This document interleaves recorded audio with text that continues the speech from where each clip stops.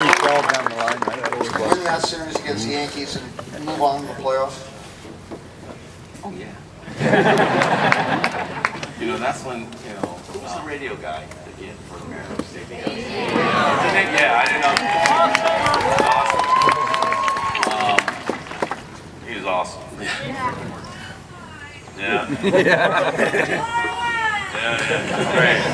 I was, what's funny is my wife still teases me today. She was like, I really didn't know you could run that fast. I was like, I wasn't supposed to run that fast.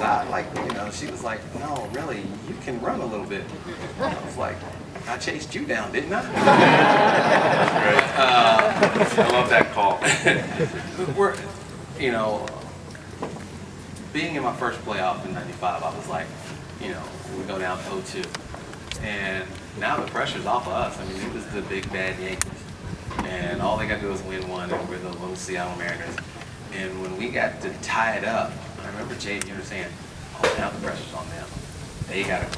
And all of a sudden they jump out to a lead early, and we're like, here we go. And we started gradually catching up, and Joey gets a hit, I get a hit, and all of a sudden we're like, Edgar's up. And the one thing about Edgar, you can't pitch him in. No, that's a true story. I'm going to interrupt you real quick, because I was catching the All-Star game in '97, and Greg Maddux was pitching, and he's throwing a cutter, change up, and I'm like, oh, I'm going to sneak one in on Edgar. Boom, home run. So Greg, like, what'd you call that for? Yeah, sorry, man. We talked about it. Edgar fouls off. He's probably the best hitter I've ever seen foul off. Great. Just everything that he did was like, okay, here, he gave himself at bats, and he survived at bats. But as soon as he hit it, I was like, oh, I got a chance to score. And especially if it hits that pad and drops straight down, or it bounces and hits the pad going up, it's going to stay underneath the pad. I was like, if it's out there, and I took one step past second and looked at the third base coach, and never look at him again. You're gonna have to throw me out. And it's good, because you would have got fined. I'd blame it on him anyway. Certain things you can do in baseball is still pass the buck a little bit. I saw him doing this. Nah. When I looked at him, he was like this. But I slid it home, and the only thing I remember is after they jumped on me was I still have a plate and 9 screws in my wrist. I need to get people off of me. And they show the smile, and I'm like, okay, all right, I'm smiling. Get off me, get off me. And that pile's not fun. You can't breathe under there. No. You're looking at about 2,000 pounds of guys.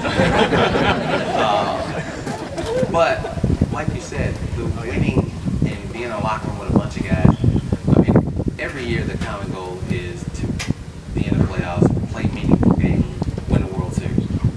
And to be able to play meaningful games and be in the playoff. Now, I've never played in the World Series. My dad still reminds me of that. He throws a little verbal jab saying he's got 3 rings. And, You got this ring. Yeah. You got this ring. I still haven't got that.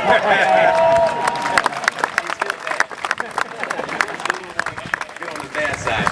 Because I still take a little grant money from him now. He stays away for lunch. Yeah, that's it. My dad still gives me Christmas money. Yeah. Little envelope. There we go. My dad buy lunch. Yeah, that's true. Yeah. He's like, hey, how come I'm paying for all this? I'm like, because you're the provider. Your mom doesn't pay for anything. You're absolutely right.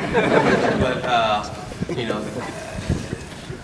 sliding and having the guys jump on you and going into the locker room and being able to open up champagne and pour it all over, that's one of the greatest feelings that you can have with a player. Never forget that. Well, I'm sure they'll